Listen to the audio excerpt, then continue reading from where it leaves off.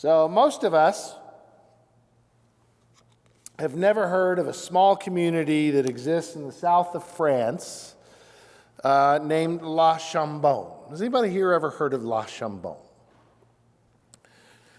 But during the height of World War II, this town of about 5,000 people, in the midst of the Nazi-occupied France, resisted the Nazis and the puppet Vichy government, resisted them in their attempts to capture Jews and send them to concentration camps for what was called the final solution.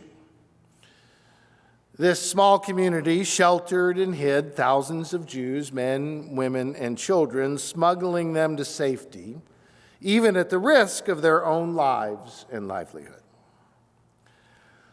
The truth was, and it's sad to say, that their actions were so different from the majority of citizens and the majority of Christians who did not actively help, but actually turned a blind eye to what was going on in their cities and towns in France and in Germany.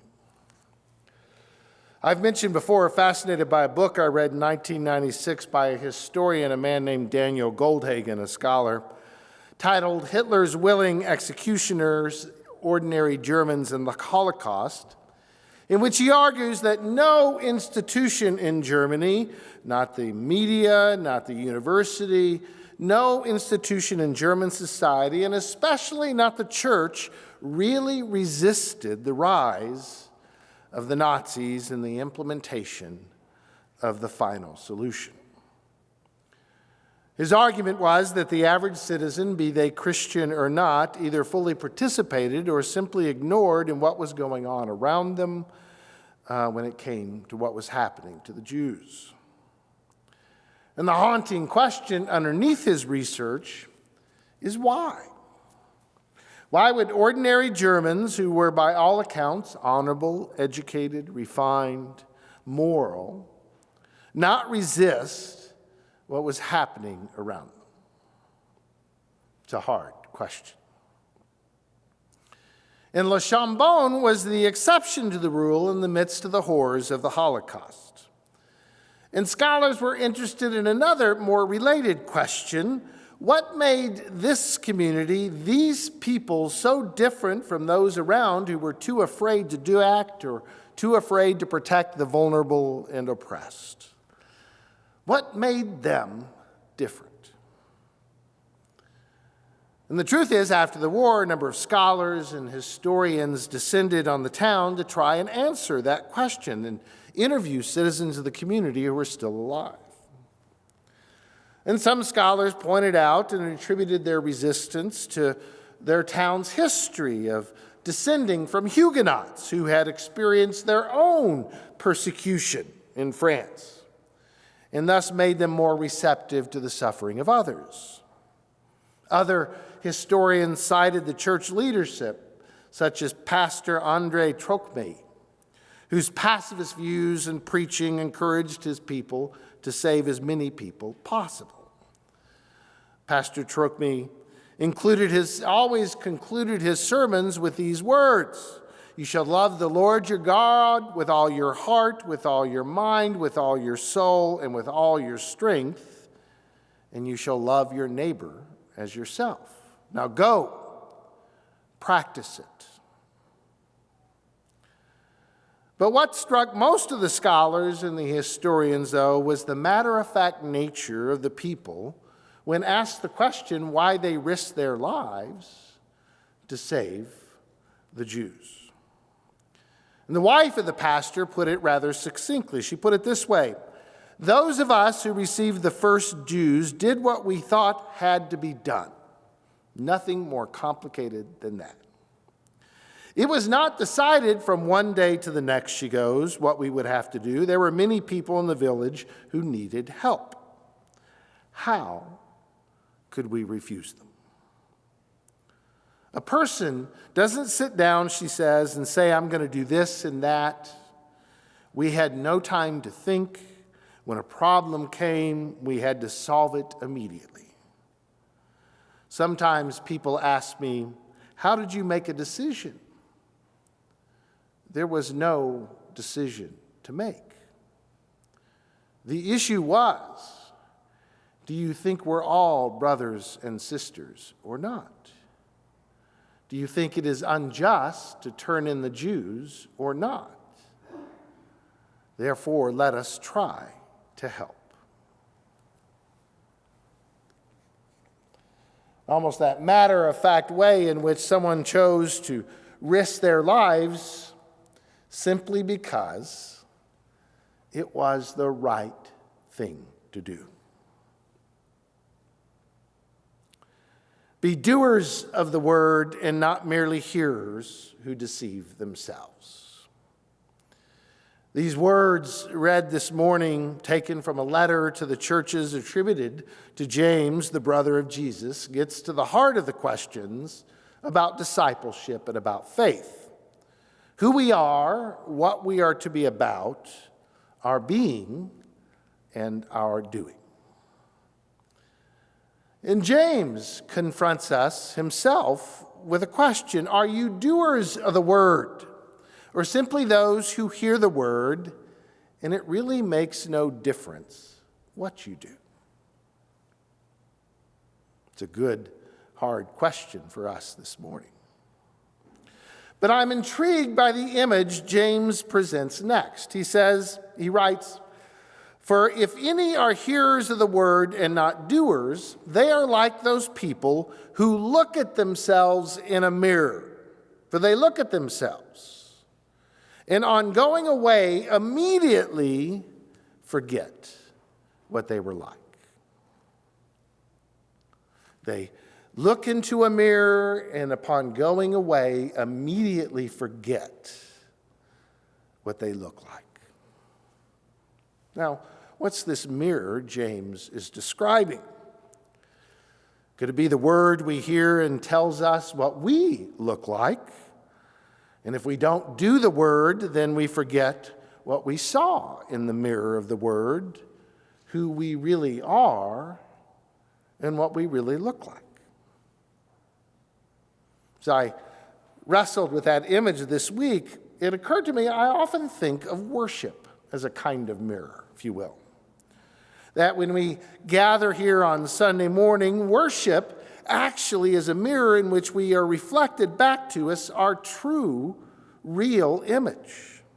That in the mirror of worship, we catch a glimpse of our true selves being beloved children of God, reflecting grace and truth and beauty, filled with light and love. In worship, at least, that's who we are, right? That's who we see. When we gather and sing praise, when we share communion, we catch a glimpse of who we really are, beloved children of God. And I think that's true. But James's point is that if you do not do the word that's been implanted, then you forget what you really look like. If we leave this sanctuary and do not do the word, we forget who we really are. And we do that all the time. I'm going to share, it's an odd story, but it really hit me here the past couple of weeks. Not to your surprise, I was out playing golf with some friends. And which often happens when one's playing golf, that sometimes someone's up in front is playing a little bit slower than you, and so you bump into folks as you're playing golf, and might even start up a conversation. In this instance, my friend and I were playing and bumped into this older couple, and we began to talk, and somehow, I don't know how it happens, but it always comes up what I do for a living. I don't know how that happens, but it always happens. And that I was a pastor at Heartland Presbyterian Church, and the woman in particular says, well, we attended another church, but we're looking for other churches. And I said, okay, good. I got to work for the church even on the golf course, right?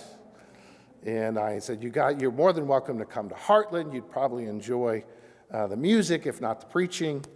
And she kind of nodded, and so I left it at that. So a couple of holes later,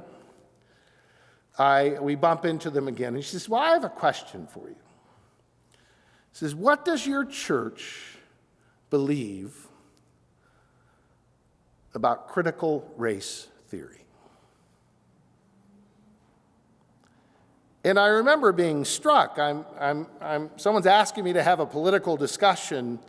I would tell her, Presbyterians believe all kinds of things. But her question for me, it was obvious that she'd been thinking about, is what do you believe about this particular political issue? And I didn't want to have I'm not worried about politics at this time. I'm worried about my slice. But what was interesting was I felt kind of sad because she didn't ask me, what do you believe about God? Or about the nature of Christ? What do you believe about grace?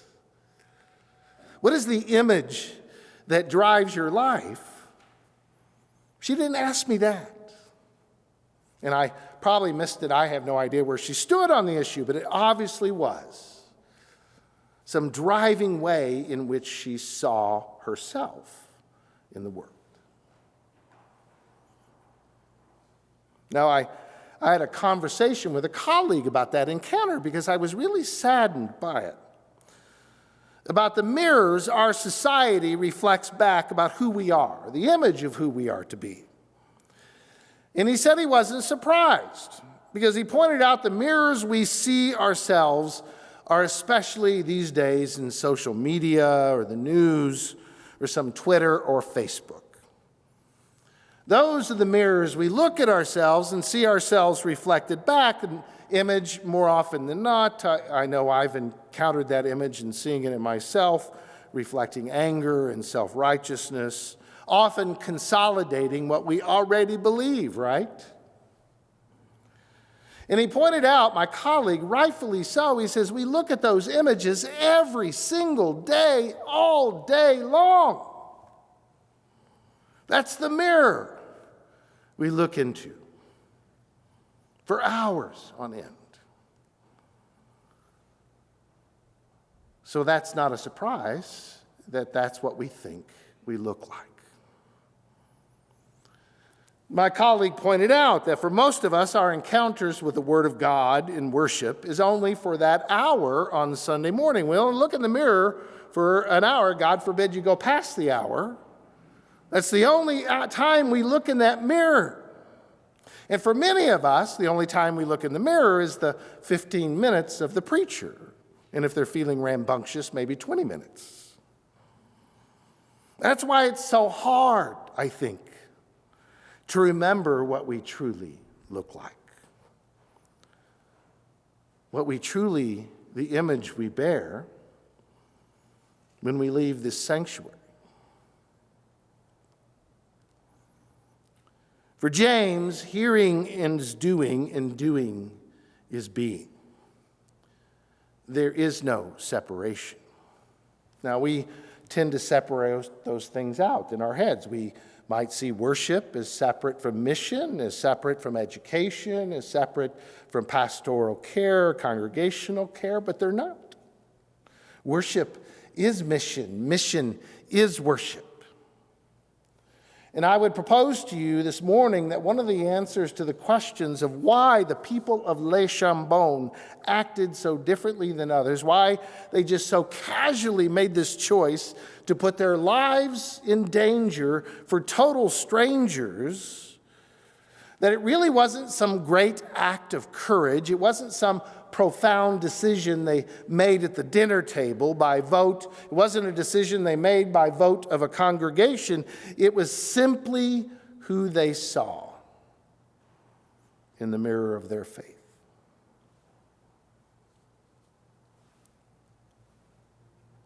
It was simply that they were reminded every week and in their faithful journeys of who they really were, and they had to do it. Justice and kindness and mercy and forgiveness and loving to those around us. That's what I think James means when he says, be doers of the word and not merely hearers. That as we leave this sanctuary today, somehow we got to hold on to that image of being God's beloved children. That is not only how we see ourselves, but how we see our neighbor or the stranger. It is not only how we see ourselves, but how we see even those we might claim as enemies. And until we do the word and not simply hear it, the world's not going to be much different. I invite you to love the Lord your God with all your heart, with all your mind, with all your strength, and love your neighbor as yourself. Go. Practice it. To God be the glory this day and forevermore. Amen.